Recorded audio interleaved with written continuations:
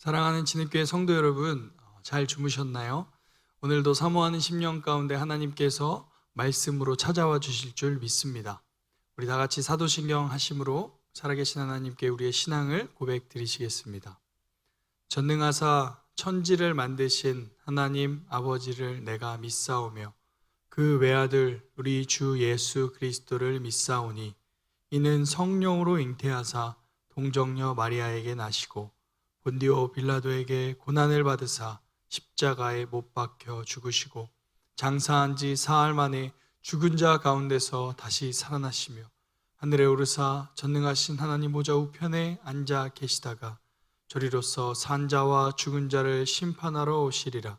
성령을 믿사오며 거룩한 공회와 성도가 서로 교통하는 것과 죄를 사하여 주시는 것과 몸이 다시 사는 것과 영원히 사는 것을 믿사옵나이다.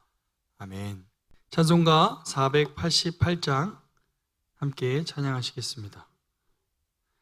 이 몸의 소망 무언가 우리 주 예수뿐일세. 우리 주 예수밖에는 믿으리 아주 없도다. 주 나의 반석이시니 그 위에 내가 서리라. 그 위에 내가 서리라. 무섭게 바람 부는 밤 물결이 높이 설렐 때 우리 주 크신 은혜에 소망에 닿을 줄이라. 주 나의 반석이시니 그 위에 내가 서리라. 그 위에 내가 서리라.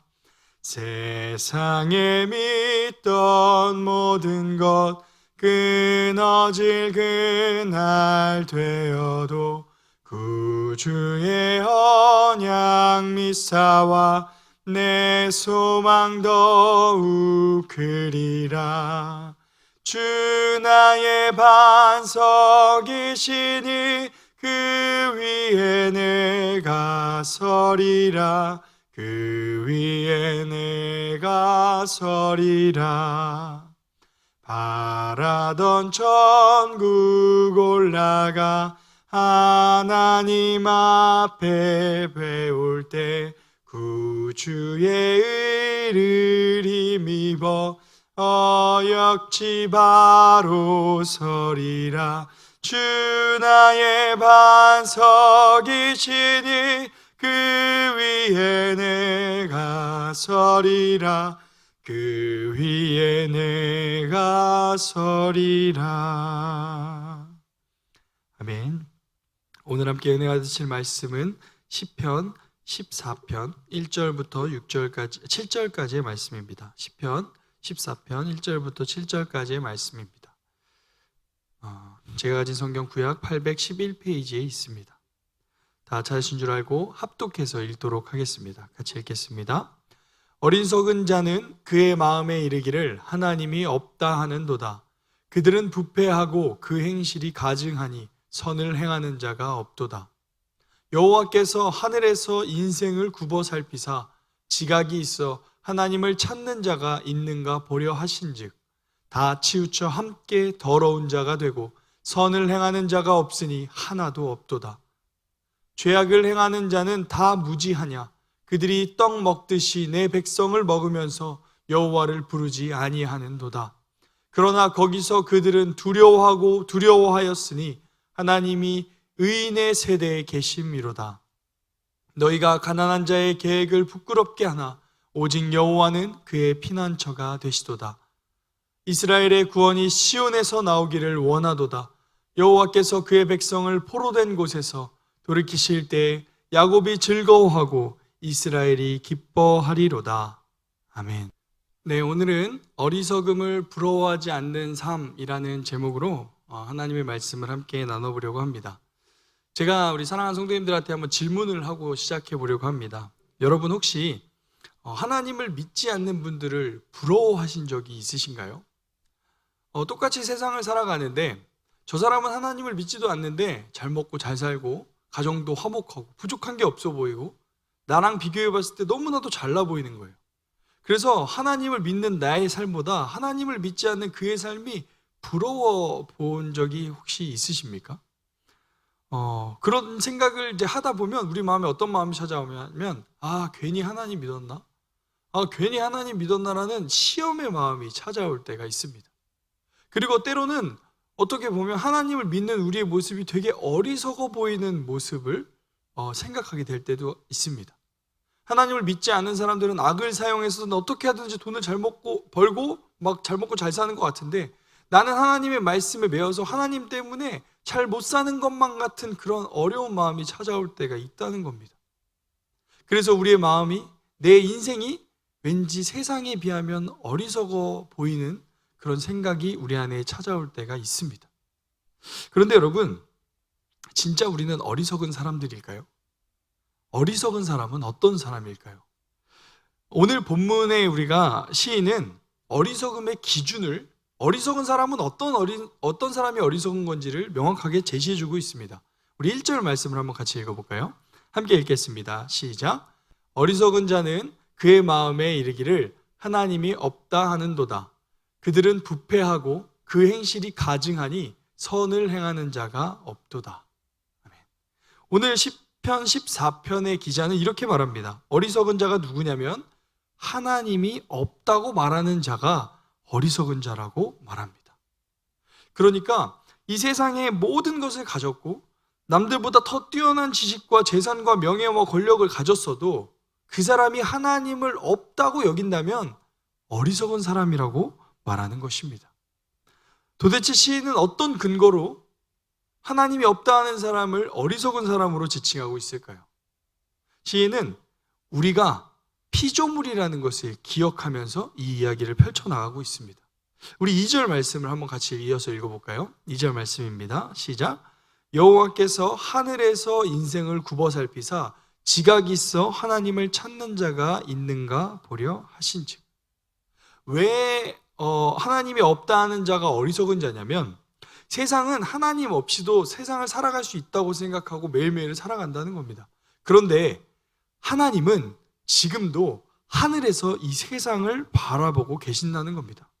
여기 본문에 보면 하나님께서 하나님을 찾는 자가 있는가 보려 하신즉이라는 내용이 있습니다. 보려 한다라는 이 단어는요, 원어로 보면 자세하게 관찰하다라는 겁니다. 그러니까 이 세상이 하나님 없이도 살 수 있을 것처럼 살아간 사람들이 많지만 하나님은 이 세상을 자세하게 관찰하고 다 보고 다 알고 계신다는 것을 말하고 있습니다. 마치 이런 모습과 같습니다. 꼬마 아이들이 길바닥에서 어떠한 땅을 막 바라보고 있습니다. 보면 개미들이 막 지나다녀요. 개미떼가 막 길을 따라서 지나다니는 모습을 사람들은 쳐다보고 구경합니다. 마치 우리가 개미떼를 보는 것처럼 하나님은, 전능하신 하나님이 이 세상을 지켜보고 자세히 보고 계시다는 겁니다. 그러므로 이 세상에서 어떤 부귀영화, 어떤 능력을 가진 자라도 하나님의 존재를 부인하는 사람은 어리석은 사람이라는 것을 말하고 있는 것입니다. 그런데 여전히 우리는 이런 질문이 생길 수 있죠. 그 사람이 어리석어 보인다 할지라도 이 세상에서는 그 사람이 잘 먹고 잘 살잖아요. 하나님을 인정하지 않아도 잘 먹고 잘 살면 되는 거 아니에요? 라는 생각에 우리가 빠져들 수도 있습니다. 그러나 여러분, 사실 실상 하나님을 없다 여기는 사람들의 실상과 결말을 이 시인은 이어서 얘기해주고 있습니다. 5절 말씀 우리 한번 같이 읽어볼까요? 5절 읽겠습니다. 시작. 그러나 거기서 그들은 두려워하고 두려워하였으니 하나님이 의인의 세대에 계심이로다.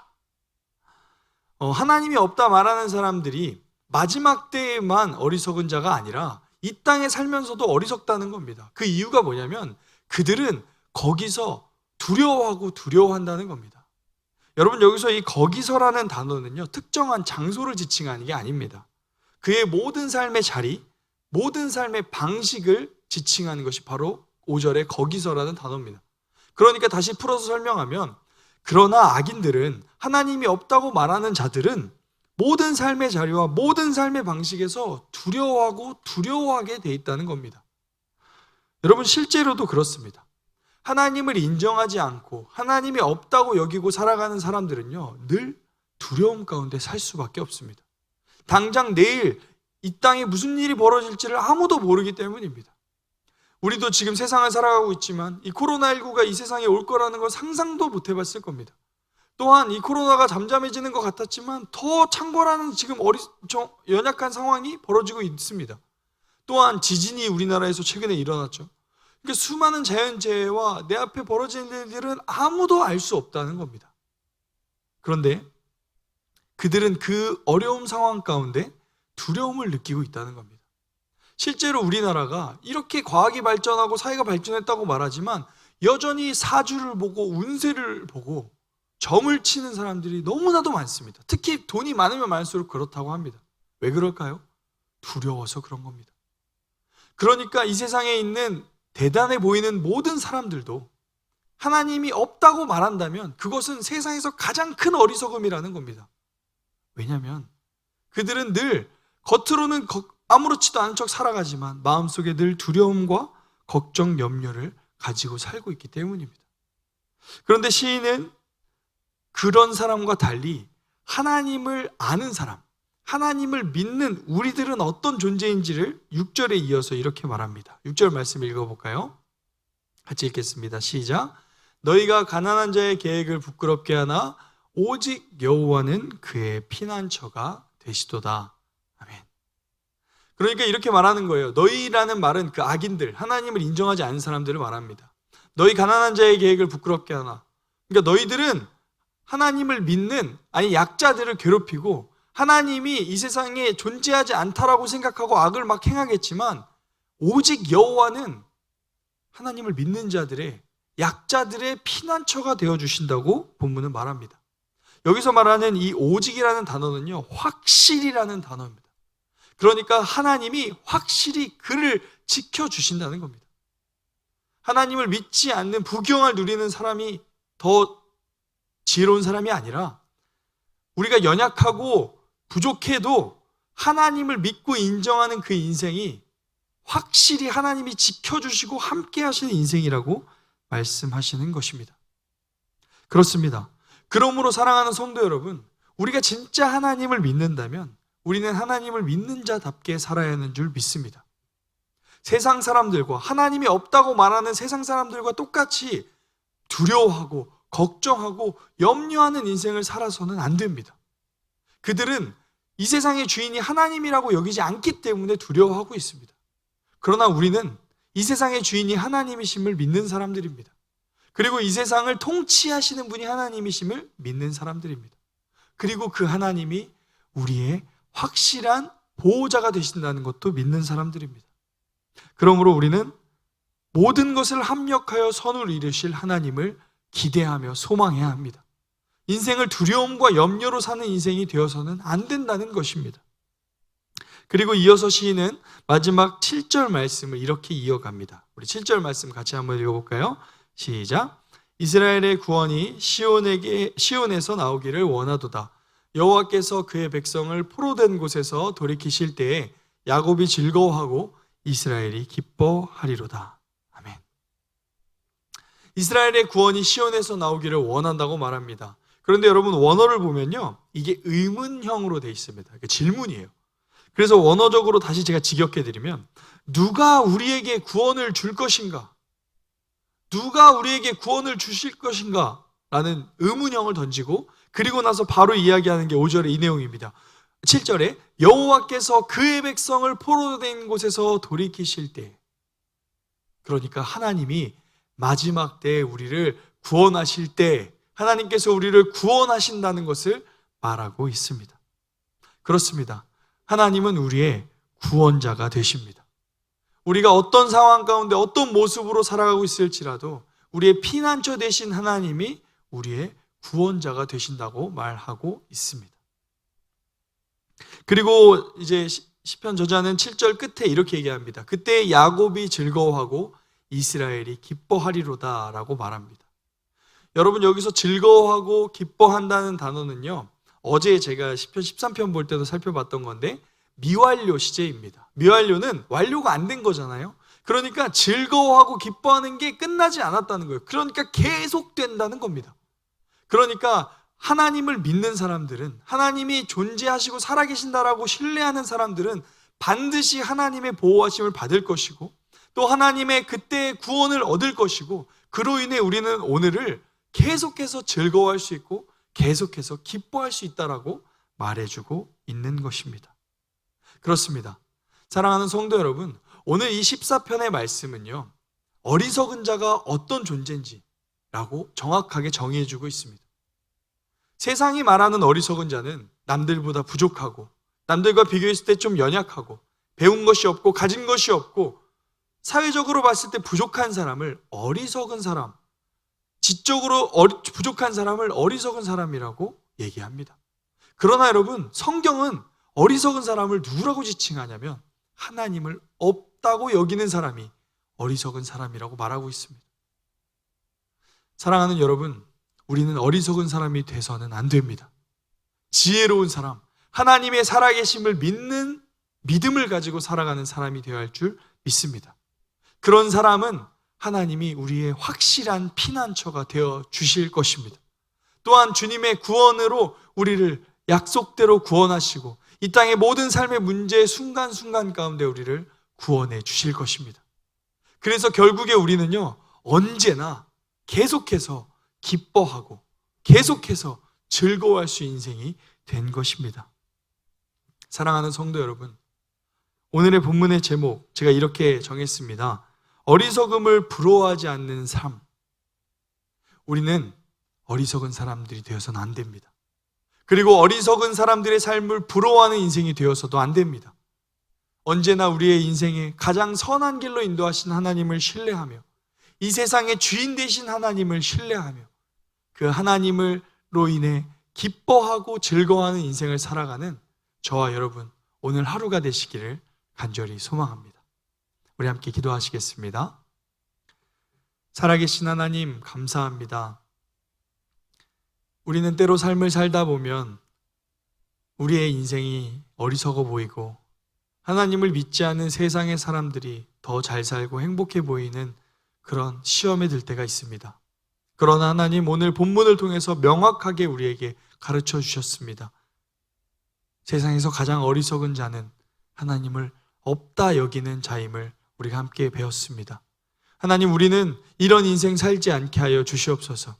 살아계신 하나님이 이 땅의 주인이심을 기억하며 그 하나님의 우리의 피난처 되심을 기억하며 그 하나님의 우리를 구원하셨고 마지막 때에 구원하실 것을 신뢰하며 오늘 하루를 기뻐하고 즐거워하는 인생을 살아가게 하여 주시옵소서.